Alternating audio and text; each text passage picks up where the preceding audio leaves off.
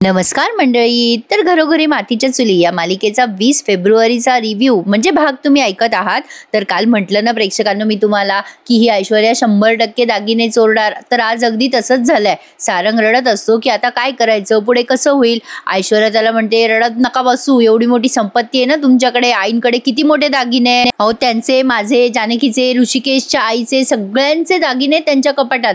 अहो 70-80 लाखापर्यंत आरामात जातील हो हे दागिने. आणि तसंही दागिने विकून पैसे येतील ना ते त्या माणसाला देऊन टाकू आणि आपण ना हे घर सोडवू. थोडे थोडे का असे ना आपल्या जीवाला शांती तर मिळेल ना. आता सारंग चिडतो आणि म्हणतो लाज वाटते का तुम्हाला ऐश्वर्या? अहो काय बोलताय काय तुम्ही? अहो दागिने, अहो माझ्या आईचे दागिने, घर गहाण ठेवलंच ठेवलं आणि आता माझ्या आईचे दागिने. मला नाही जमणार हे सगळं करायला आणि हे सगळं करायचंच नाही. मग आता ही ऐश्वर्या चिडते म्हणते मग काय करायचंय, गप्प बसून राहायचंय का हातावर हात ठेवून? आता सारंग म्हणतो हे बघा ऐश्वर्या, आता ऐश्वर्या म्हणते बाबा तू काहीच बोल नको, गप्प बैस, आता काय करायचं ना ते मला करू दे. आधीच ही स्पर्धा तुझ्यामुळे हरले मी आणि मी जे सांगते ना तेच गपचूप ऐकायचं. सगळे अधिकार गमावून बसलेला आहेस तू आधीच. दागिने विकायचे आणि चुपचाप ते पैसे भरायचे, दुसरा पर्याय नाही आपल्याकडे. असं म्हणून तो पदर तिचा झटकते आणि त्या सारंगला चुपचाप करवते. आता सारंगला खूप राग येतोय बरं का ऐश्वर्याचा. पण आता सारंगने तिच्या बापाला गाठलंय आणि त्यांच्या डोक्यात दगड घालायला गेलाय तो सयाजीरावांच्या. आजचा एपिसोड भारी दाखवलाय प्रेक्षकांनो, शेवटपर्यंत बघा. ऐश्वर्या तिचं म्हणणंच खरं करतेय हे सारंगला आता कळतंय. इकडे अवंतिका आणि सौमित्रचं डिस्कशन दाखवलंय. अवंतिका विचारते काय रे सौमी, काय बोलला तो माणूस? मग सौमित्र सांगतो झालेला प्रकार. पण तो आता अवंतिकाला म्हणतोय अगं मला ना काही खरं दिसत नाहीये अवंतिका. तो माणूस ना कायद्याला घाबरत नाही, त्याचं बोलणं वागणं जरा अनप्रिडिक्ट आहे ग. आणि मुळात म्हणजे सारंगच आपल्याला अर्धवट बोलतो सगळं. अवंतिका म्हणते म्हणजे? आता सौमित्र म्हणतो अगं त्याने मारलं सारंगला, पण का मारलं ते कुठे सांगितलं सारंगनेच त्याची कॉलर धरली होती आधी. अवंतिका म्हणते का केलं सारंग भाऊजीने असं? मग आता तो सौमित्र म्हणतो अगं पैसे घेतले सारंगने आणि दादागिरी पण केली. आता तो माणूस का नाही करणार असं सगळं? अगं त्या माणसाच्या फोनमध्ये व्हिडिओ आहे, तो लिगल आहे, आपल्याला काही करता पण येणार नाही. अवंतिका म्हणते मग आता काय करायचंय आपण? सौमित्र म्हणतो हे बघ मी एक काम करतो, माझी 7 लाखाची FD आहे, लोनची एक इन्स्टॉलमेंट आपण क्लिअर करू. मग अवंतिका म्हणते माझ्याकडे पण आहेत 5 लाखाची FD, आपण ते पैसे देऊयात. सौमित्र म्हणतो अगं इतकं सगळं करून फक्त 10-12 लाख जमा होतील. अवंतिका लोन 5 करोडचं आहे ग, तो एवढे पैसे घेऊन थोडी शांत बसणार आहे. ती माणसं सुद्धा विचित्र वाटतात ग, ही सिच्युएशन एवढी शांतपणे हँडल होणारच नाहीये. अवंतिका म्हणते सौमी ते घरी येऊन मारहाण करतील का रे? अरे मला टेन्शन आलं बाबा, आता हे घर गेलं तर. आता सौमित्र म्हणतो अगं असं नको बोलूस, दोघं मिळून आपण वाचूयात हे घर, करूयात काहीतरी. आईला नको कळू देऊस ग अवंतिका यातलं काही. अगं कशी बशी मी तिची समजूत काढली, आता तिला कळलं ना तर तिला फार त्रास होईल ग, तिच्या पायाखालची जमीन सरकेल. आता हे दोघे जण असं बोलतच असतात तेवढ्याच सुमित्राबाई आणि नाना या दोघांनी हे सगळं ऐकलंय. खरं तर प्रेक्षकांनो कर्ज फेडणं आणि कर्ज घेणं या दोन्हीही भयंकर गोष्टी आहेत. ह्या कोणाच्याही आयुष्यात येऊ नये, अगदी शत्रूच्या सुद्धा. आता रणदिवेंवर तीच वेळ आली आहे. आता या दोघांचं बोलणं नाना आणि सुमित्राबाई ऐकतात आणि सुमित्राबाई हायपर होतात. त्या म्हणतात सौमित्र काय बोललास तू? हे घर, अरे बापरे, अरे हे घर, आपलं घर जाणार का काय आपल्या हातातनं? आता त्या सौमित्र जवळ येऊन रडायला लागतात. सौमित्र म्हणतो अगं आई नाही असं काही होणार ग. मग या सुमित्राबाई म्हणतात खोटी आशा लावू नकोस, आता बोललास ना तू की हे घर जाणार म्हणून. सौमित्र हे बघ हे असं होता कामा नये. हे घर म्हणजे आमचं सर्वस्व आहे रे, या घराला काही झालं नाही पाहिजे. मग अवंतिका म्हणते आई शांत व्हा ना. मग आता सुमित्राबाई म्हणतात अहो शांत कशी होऊ मी, सांगा तुम्ही. आता नाना पण तिथेच आहे, नानांना सांगतायत त्या अहो हे घर जाणार हो आपलं, हे घर हातातनं गेलं तर कुठे जायचं आपण? अहो आता आपल्याला कोण वाचवणार? आता सुमित्राबाई जेव्हा असं बोलतात तेव्हा नाना सांगतात त्यांच्या तुटक्या मुटक्या शब्दात की जानकी घर वाचवेल. मग सुमित्राबाई म्हणतात काय जानकी? मग नानांनी निरोप सांगितलाय की जानकीला बोलावून घ्या. काही झालं की ऋषिकेश जानकीची बरोबर आठवण येते. म्हणजे संकटात असले की आनंदात नाही येत आठवण. पण जी लोक जबाबदार असतात ना प्रेक्षकांनो, ज्या लोकांना जबाबदारीची जाणीव असते, उदाहरणार्थ ऋषिकेश जानकी सारखे लोक, त्यांना बिचाऱ्यांना खरंच खूप कष्ट करावे लागतात. कारण त्यांनाच बुद्धी असते ना. ऐश्वर्या आणि सारंग काय दोघंही निर्बुद्ध आहे, त्यामुळे त्यांना काय दुःखातही सुखच आहे असं म्हणायला हरकत नाहीये. पण आता सुमित्राबाई जानकीला फोन करणार आहेत बरं का. पण तत्पूर्वी जानकी देवाजवळ प्रार्थनाच करत असते सारंगसाठी, की हे काय होऊन बसले देवा, माझ्या घरच्यांना वाचव, हे काही असं संकट आलंय, काय आलंय. आता हिला अजून काही माहिती नाहीये म्हणून ती प्रार्थना करते. ऋषिकेशचं बोलणं तिला आता आठवतं, त्यामुळे ती म्हणते देवा काय करू. एक मन म्हणते सुनेचं कर्तव्य पाळू, दुसरं मन म्हणते नवऱ्याला त्रास होईल तो त्रास झाला नाही पाहिजे. देवा तूच सांग मला मी काय करू. मी ऋषिकेशला त्रास नाही देऊ शकत, आता तूच मार्ग दाखव. आता ते देवघराचा कप्पा त्यांनी दाखवलाय जेव्हा जानकी असं बोलत असते तेव्हा. आणि इकडे सुमित्राबाई पण विचार करत असतात काय करू, जानकीला बोलणं बरोबर राहील का यावेळेला, तिला फोन करून हे सगळं कळवू का. पण तिच्याशी बोलल्याशिवाय पर्याय पण नाहीये. जानकीला सांगितलं तर काही ना काही पर्याय तर निघेल, मला तिच्याशी बोलावंच लागेल. आता असा विचार करून त्यांनी जानकीला फोन लावलाच शेवटी. पण प्रेक्षकांनो आता काय होणार आहे माहितीये का, की ते जे घर आहे ना ते सारंगच्या नावावर नसणारच आहे, ते ऋषिकेश आणि जानकीच्याच नावावर असणार आहे. आणि खोटे कागदपत्र दिले म्हणून सारंग आणि ऐश्वर्याला शिक्षा होईल असा एक माझा अंदाज आहे बरं का. हे मी प्रिडिक्ट नाही करत आहे, कारण नाना नेहमी सांगतात ना देवघरात ते कागद आहे, त्याच्यावरून आपलं मी तुम्हाला एक अंदाज करून सांगितलं. तर आता सुमित्राबाई जानकीला फोन करून सगळं सांगतात, जानकी अगं लवकर ये ग, मला काही सुचत नाहीये काय करावं. मग जानकी विचारते सगळं ठीक आहे का. मग सुमित्राबाई सांगून टाकतात अगं बाई काही ठीक नाहीये ग, तू गेली तेव्हापासून घराची विस्कटलीच आहे घडी, पण आता तर हे घर विस्कटणार आहे, घर गहाण आहे आपलं. आता जानकी एक क्षण ते ऐकते आणि तिच्या डोळ्यासमोर अंधारच पडलाय. सुमित्राबाईंनी सगळं डिटेल सांगितलंय तिला, की सारंगने काय काय केलं, कसं कसं कर्ज घेतलं. आता ऐकतेस ना जानकी तू, अगं ऐकते ना. जानकीला तर काही सुचेच ना आता, अरे बापरे 5 करोड रुपयाचं कर्ज. आता जानकी म्हणते हो ओ आई ऐकते मी, बोला. अहो आई आपलं घर गहाण, हे काय बोलताय तुम्ही. सुमित्राबाई म्हणतात अगं जानकी उद्यापर्यंतचीच मुदत आहे ग, उद्या जर आपण पहिला हप्ता भरला नाही तर घर जाईल आपलं. जानकी म्हणते आई आई तुम्ही काळजी करू नका, मी बघते. आता लगेच त्या सुमित्राबाई म्हणतात जानकी माझं डोकं काम करे ना ग, तू येतेस का इकडे. मग जानकी म्हणते हो आई मी येते. सुमित्राबाई म्हणतात लवकर ये ग, मी तुझी वाट बघते. जानकी आता तडक त्यांना भेटायला निघालीये, पण आता ऋषिकेशला काहीच माहिती नाहीये.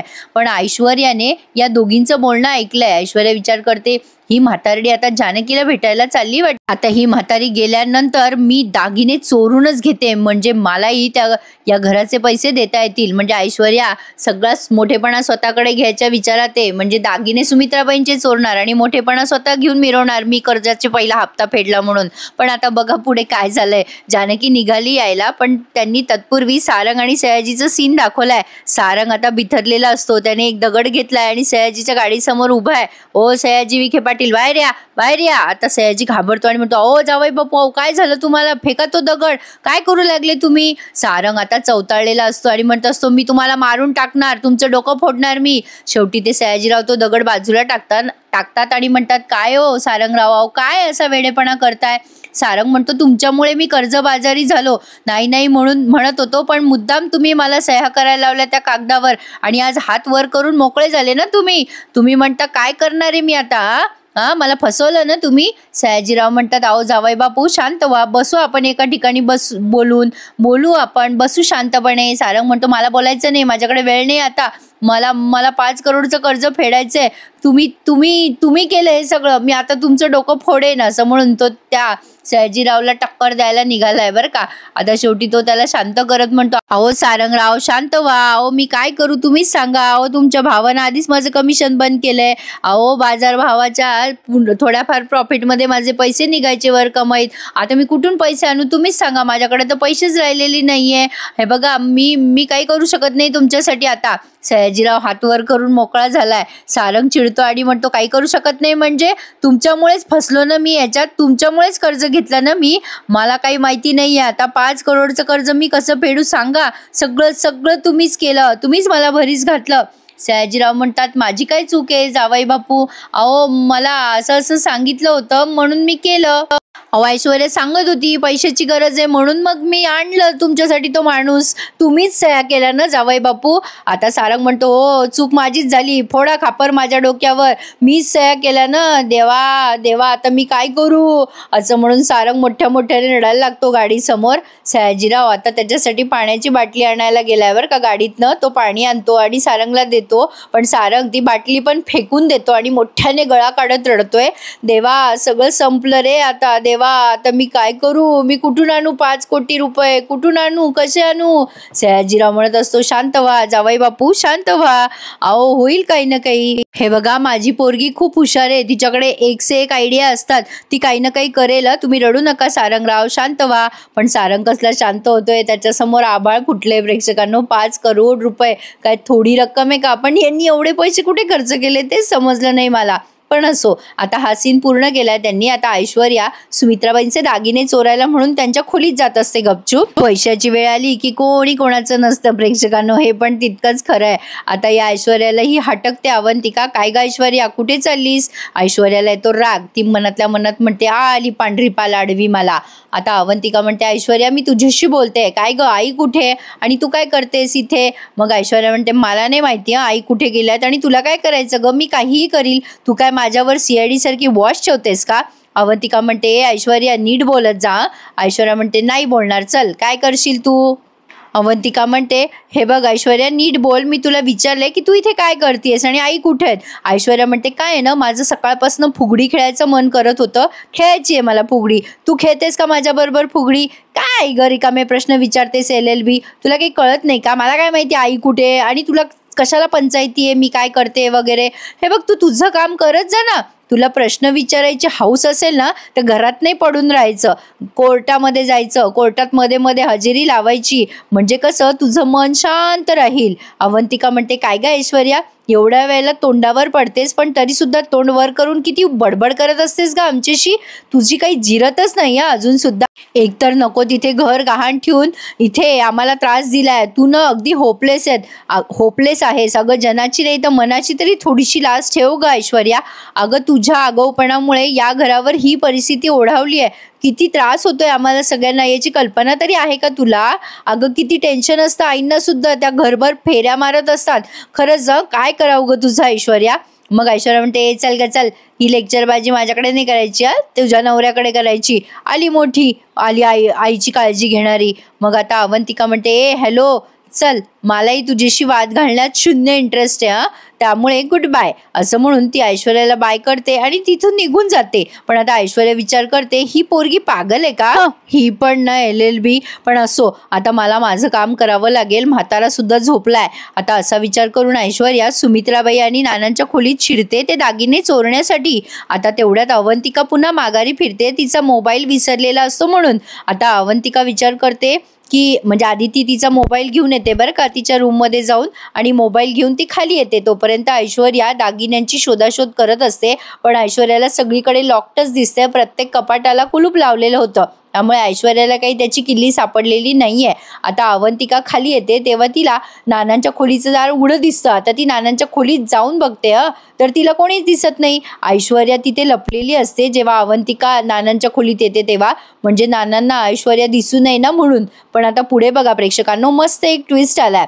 आता या सुमित्राबाई आल्यात जानकीला भेटायला. आता भेटायला आल्या जे गळ्यात पडून रडतात त्या, जानकी म्हणून आपलं टाहो फोडलाय त्यांनी, वाचव बाई आता मला, आमच्या घराला. पण आता ही जानकी पण त्यांच्या बोलण्याला पिघळते. आता बघा काय काय. जानकी सुमित्राबाईंना शांत करत म्हणते, आई रडू नका, मी या घराला आपलंच मानते की नाही आणि कायम आपलंच मानणार आहे, तुम्ही रडू नका, शांत व्हा बरं. आता या सुमित्राबाईंना शांत केलंय जानकीने. पण आता यांचं इथे बोलणं सुरू असताना ऐश्वर्याच्या चोरीचा थरार त्यांनी रंगवलाय. ऐश्वर्या खोलीमध्ये सगळीकडे शोधते किल्ली कपाटाची, पण तिला काही सापडत नाही. पण आता एका ठिकाणी सापडते, ती उचक वचक करायला लागते सगळं कपाट, पण तिला काही सापडत नाही कपाटामध्ये. अवंतिका आता पुन्हा एकदा येते नानांच्या खोलीमध्ये बघायला की दार कसं काय उघड आहे म्हणून. आता अवंतिका तिथे आल्यानंतर ऐश्वर्या अशी लपून बसते जेणेकरून ती अवंतिकाला दिसणार नाही. पण आता ऐश्वर्या पकडलीच जाते बरं का प्रेक्षकांनो, आणि जानकीच पकडते तिला. ते पुढच्या सीन मध्ये बघा. आता जानकी इकडे सुमित्राबाईंना ओरडत म्हणजे रागवते प्रेमाने आणि म्हणते, आई तुम्ही मला परक केलं ना, एवढं सगळं झालं पण तुम्ही मला काहीच सांगितलं नाही. अवंतिका आणि सौमित्र पण आता बाहेर हजर आहेत. आता सौमित्र म्हणतो, वहिनी अगं कुठल्या तोंडाने तुला सांगणार होतो आम्ही, की तुला जर आम्ही जानकी खूप रडते आणि आता सुमित्राबाईंना म्हणते, आई शेवटी मला तुम्ही परकच केलं ना. सौमित्र म्हणतो, नाही ग वहिनी, अगं आई आणि अवंतिका सांगणार होत्या तुला, पण मीच मुद्दाम सांगू दिलं नाही या दोघींना. अगं मला वाटलं की सारंग आणि ऐश्वर्या खोटं बोलताय, तुझं स्पर्धेवरचा फोकस हलावा म्हणून,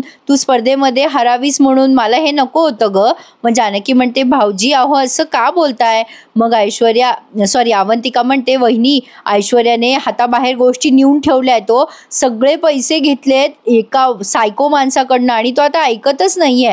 काही झालं तरी त्याला आपल्याला पैसे द्यावेच लागणार आहेत. बघा ऐश्वर्या आता इकडे तिकडे सगळीकडे दागिने शोधती आधेमध्ये खोलीमध्ये, पण तिला सगळीकडे लॉक्टच दिसतंय. त्यामुळे ती आता वैतागली आहे की कुठून दागिने काढू आणि किल्ली कुठे ठेवली असेल. आता तिला लक्षात येतं दिवाणच्या खालीच कुठेतरी किल्ली असावी, म्हणून ती तिथे जाऊन शोधते. आता इकडे बघा जानकीला अवंतिका आणि सौमित्र सांगतात की हे बघा वहिनी, गोष्टी हाताबाहेर गेल्या होत्या आणि सारंग आणि ऐश्वर्याने जे काही घाण करून ठेवली आहे ना, ती तर आता आपल्याला म्हणजे पुसावी लागणारच आहे. हे सगळे पैशाचे गड्डे बुजवावेच लागणार आहे. कसं करावं, काय करावं, हेच खूप मोठं टेन्शन आहे. आता यांचं बोलणं सुरूच असताना नानांच्या खोलीतनं जोरात काचेची बाटली फुटल्याचा आवाज येतो आणि तो आवाज एवढा मोठा असतो की बाहेरपर्यंत तो आवाज ऐकू जातो. मग जानकी म्हणते, आत्ता नानांच्या खोलीतनं आवाज आलाय काच फुटायचा. आई तुम्ही ऐकला का. नानांच्या खोलीमध्ये बाटली फुटते, त्यामुळे नाना त्या बाटलीच्या आवाजाने जागे होतात आणि ऐश्वर्यावर ओरडायला लागतात. ऐश्वर्या म्हणत असते, म्हाताऱ्या गप्प बस ना. जानकी म्हणत असते, हो नानांच्याच खोलीतनं आवाज आलाय काहीतरी पडायचा. आणि आता हे सगळेच्या सगळे नानांच्या खोलीत धाव घेतात. अवंतिका म्हणते, मला वाटलंच काहीतरी गडबड आहे, तरी मगाशी जाऊन बघितलं होतं मी घरा आतमध्ये, पण आता हे सगळे नानांच्या खोलीत येतात. तेव्हा ऐश्वर्या घाबरते जानकीला बघून म्हणते, ही इथे काय करतीये. मग आता सौमित्र ऐश्वर्याकडे बघतो रागाने. आता या ऐश्वर्यावरती मस्त ब्लेमिंग गेम खेळतात बरं का सगळेजण, पण ऐश्वर्या महा हुशार दाखवली आहे त्यांनी. जानकी म्हणते, हे कसं काय फुटलं इथे, काय भानगड आहे, तू नानांच्या खोलीत काय करतेस ऐश्वर्या. आता इकडे सगुणा ओवीशी खेळत असते, तेव्हा येतो हा ऋषिकेश, भाज्या वगैरे घेऊन आलाय बिचारा आणि विचारतोय, काय चाललंय तुमचं आणि माझी सौ कुठे गेली आहे. आता सगुणा म्हणते, तुमची सौ केव्हाची बाहेर गेली आहे, पण आपली ओवी मात्र गेम खेळण्यात तरबेज झाली आहे बरं का तुमच्या स्पर्धेमुळे. आता इकडे बघा यांचा कसा वाद होतो. आता ऋषिकेशला काळजी वाटते जानकी कुठे गेली असेल याची. तो जानकीचा फोन ट्राय करतोय, पण जानकी काही फोन उचले ना, कारण इकडे तमाशामध्ये बिझी आहे ना ती. ऋषिकेश आता जरा चिंता व्यक्त करतोय की एवढ्या रात्रीची जानकी कुठे गेली असेल. आता जानकी आणि ऐश्वर्यामध्ये तू मेमे होते. सुमित्राबाई म्हणतात, अगं बाई ये ऐश्वर्या, ही काच कशी काय फुटली. नाना उठायचा प्रयत्न करताय. मग आता लगेच ऐश्वर्या म्हणते, मला नाही माहिती काच कशी फुटली. अवंतिका म्हणते, तूच काहीतरी केलं असणार आहे, अशी कशी काच फुटली. जानकी पण विचारते. मग आता लगेच ही ऐश्वर्या म्हणते, तू कोण आहेस ग मला विचारणारी, आधी तू सांग, तू आमच्या घरात काय करतेस, कशाला आली आहेस इथे. मग जानकी म्हणते, हे माझं सुद्धा घर आहे आणि मला माझ्या आईने सासूने हक्काने बोलवलंय घरामध्ये. नानांना उठून बसवतो सौमित्र तेवढ्या वेळात. आता जानकी म्हणते, मला बोलवलं. तेव्हा ऐश्वर्या म्हणते, काय आई तुम्ही हिला का बोलवलं. अहो हिच्याशी बोलणं म्हणजे पालथ्या गड्यावर पाणी आहे. हिचा नवरा आता डोकं आपटतोय हिच्या समोर, पण ही बाई काही सुधरत नाहीये. काय हो आई, का करताय तुम्ही हे सगळं. इतकं सगळं झाल्यावरही या बाईला का बोलवलंय तुम्ही आपल्या घरात. सुमित्राबाई चिडतात आणि म्हणतात, ए ऐश्वर्या, हा प्रश्न ना तू स्वतःला विचार. सारंग आणि तू जे काही उद्योग करून ठेवले ना, जो मूर्खपणा केलाय, हे सगळं निस्तरायला मी तिला इथे बोलवलंय आणि या संकटातनं फक्त आणि फक्त माझी जानकीच आपल्याला वाचवू शकते, या गोष्टीची मला पूर्ण खात्री आहे. ऐश्वर्या आता संतापते बरं का या सुमित्राबाईंवर आणि म्हणते, काय ही काय वाचवणार आपल्याला. पण आता नाना मध्येच काहीतरी बोलायला लागतात बरं का. तेव्हा ऐश्वर्या पुन्हा म्हणते, ही कशाची बाहेर काढते आपल्याला या सगळ्यातनं. ही बोल बच्चन मदत करू शकत नाही आपली. आता सौमित्र रागाने बघतोय, नानाने रागाने बघतायत. ऐश्वर्या म्हणते, एक स्पर्धा काय जिंकली तर स्वतःला शाणी समजायला लागली, मोठी समजायला लागली आहे. ऐश्वर्या पुढे म्हणते, हिला जर खरंच मदत करायची असती ना आम्हाला, तर हिने स्पर्धा हरली असती आणि आम्हाला पुढे जाऊ दिलं असतं. मग जानकी म्हणते, मी हरलेच असते ऐश्वर्या. अगं दुर्दैवाने मला आत्ता कळतंय, आधी कळालं असतं ना तर मी तुम्हाला जिंकू दिलं असतं आणि रक्कमही तुम्हालाच दिली असती. पण आता जे कळतंय ना ते भयंकर आहे. आणि ऐश्वर्या, तू आणि सारंग भाऊजी परस्पर कसं काय ठरवलं. नाना आईंना तुला विचारावंसं वाटलं नाही, सांगावंसं वाटलं नाही.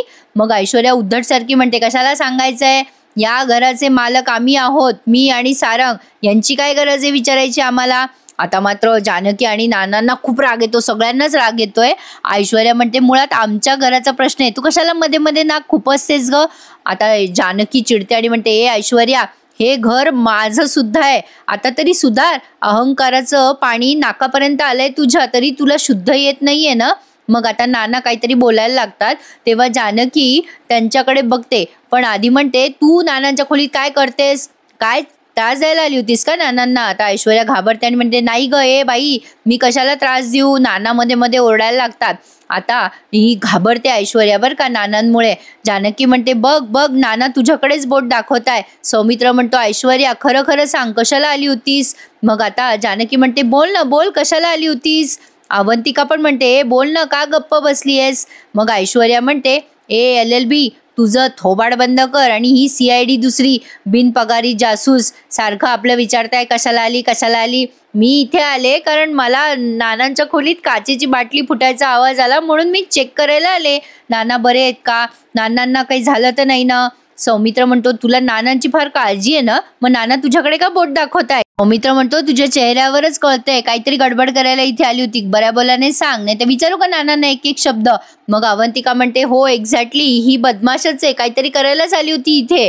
मग लगेच ऐश्वर्या म्हणते अरे शांत बसता का, सांगितलं ना मी ही बाटली फुटली म्हणून इथे आले होते, म्हणून उगाचच कशाला रट लावताय एकाच गोष्टीची. ही बाई घरात आली आणि भांडणं चालू झाले आपल्या घरामध्ये, काय गो कशाला आली ग इथे. मग जानकी म्हणते तुला काय करायचंय त्याच्याशी. ऐश्वर्या म्हणते कसं नाही करायचंय, अगं आग लावायला आली आहेस ना आमच्या घरात, माहिती आहे मला, साळसूद नको बनूस. मग जानकी म्हणते मी कशाला आग लावू, ते काम तुझं आहे. जानकी आता असं बोलते तेव्हा लगेच ऐश्वर्या म्हणते अगं नाटकं करते ग तू, शेतकरी हितकरी काय आणि तू साळसूद आहेस, तुला हरवलं ना त्याचा राग तू काढलायस आमच्यावर मुद्दाम, आणि म्हणूनच तू आम्हाला हरवलंयस, आमच्यावरती राग काढायला हे सगळं केलंय तू. ऐश्वर्या कुठलच्या कुठे बोलती. आता शेवटी त्या सुमित्राबाई म्हणतात ए गप्प बस ऐश्वर्या, काय बोलतेस तू, जानकीला यातलं माहिती पण नव्हतं काही. मग लगेच ऐश्वर्या म्हणते असं कसं माहिती नाही आई, ओवीला भेटता ना तुम्ही, बोलता बोलता ओवीला काहीतरी सांगितलं असेल तुम्ही आणि या जानकीला कळलं असेल. शेवटी जानकी चिडून म्हणते माझ्या पोरीचं नाव काढायचं नाही ऐश्वर्या. ऐश्वर्या म्हणते काय करशील ग, मग काय करशील, चल निघ इथून, तू आलीस कशाला आमच्या घरात इथे आमच्या जखमेवर मीठ चोळायला. मग सुमित्राबाई ओरडतात आणि म्हणतात ए ऐश्वर्या पुरे कर ही भांडणं, अगं मी बोलवलंय तिला म्हणून ती इथे आली आहे. ऐश्वर्या म्हणते आई ही इथे आली ना म्हणून भांडणं सुरू झालेत, ही आली नसती ना तर झालेच नसते भांडणं, आणि ही आली आहे म्हणते मोठी मदत करते. काय ग ए जानकी, खरंच तू आम्हाला मदत करणार आहे का. आम्हाला हरवून जी रक्कम जिंकली आहेस ना 25 लाख रुपये, ते आण आणि देऊन टाक सगळे पैसे आम्हाला, आम्ही कर्ज फेड, आण ना ते पैसे, 25 लाख रुपये दे आम्हाला. अगं पहिला हप्ता निघेल ना आमचा, काही गरज आहे का प्रेक्षकांनो हिला जानकीला पैसे मागायची, पण मुद्दाम फूल बनवतात असे लोक. मग आता लगेच ही जानकी पण फॉर्म मध्ये म्हणते हो आणेल मी पैसे, माझ्या घराला मी वाचवेल. आता नाना तिला आवाज देतात. आता या सुमित्राबाई म्हणतात बाई जानकी तू याच्यामध्ये पडू नकोस ग, अगं सारंगने आणि ऐश्वर्याने पैसे घेतले त्यांचे ते फेडतील. पण आता जानकी म्हणते नाही आई, अहो नाही, मी मदत करेल, आपलं घर मी वाचवेल. पण आता या सांगतात की तू ऐश्वर्या सारंगच्या नादाला लागू नको बाई. मग आता हे नाना त्या जानकीला बोलवतात त्यांच्या जवळ. मग ही लगेच त्यांच्या जवळ जाते, त्यांचं डोळे पुसत म्हणते नाना या घराला मी काही होऊ देणार नाहीये, तुम्ही काळजी करू नका, मी आणि ऋषिकेश आहोत ना, मी हे घर असं सहजासहजी तुमच्या हातातनं जाऊ देणार नाही, हा रणदिवेच्या थोरल्या सुनेचा शब्द आहे. असं म्हणल्यावर एपिसोड संपलाय. आता जानकी ऋषिकेशशी भांडतीये 25 लाख आपण घरासाठी देऊ म्हणून. ऋषिकेश म्हणतो नाही मी शेतकऱ्यांसाठी ते ठेवलेत. आता तेवढ्यात त्या माणसाचा फोन आलाय ऋषिकेशला की मी बँकेत पैसे जमा करतोय. जानकी त्या माणसाच्या मागे पळते, पैसे जमा करू नका आम्हाला द्या म्हणून सांगायला. आता ऋषिकेश एवढी पळवापळवी करायपेक्षा यांना फोन करता आले नाही का प्रेक्षकांनो, काही ड्रामा दाखवतात मालिकेमध्ये उगा आपला टाइमपास करायला. आता लगे इकडे सुमित्राबाईंना पण कळलं की जानकी सोबत काहीतरी अघटित घडलंय, म्हणजे काच फुटली म्हणून बरं का. आता जानकीचा ऍक्सिडेंट झालाय. मग ऋषिकेश ओढतो जानकी आणि जानकी अशी बेशुद्ध होऊन पडते. आता हा ड्रामा पुढचा बघायचा आहे का, मजा येणार आहे ऐकायला माझ्या आवाजात, मग चॅनलला नक्की सबस्क्राईब करायला विसरू नका. आजचा भाग कसा वाटला माझ्या आवाजात ऐकायला आम्हाला कमेंट करून नक्की कळवा. तुमच्या कमेंटची मी वाट बघत असते. भेटूयात उद्या, काय होईल पुढे मालिकेमध्ये हे ऐकण्यासाठी. तोपर्यंत चॅनलला नक्की सबस्क्राईब करा. धन्यवाद.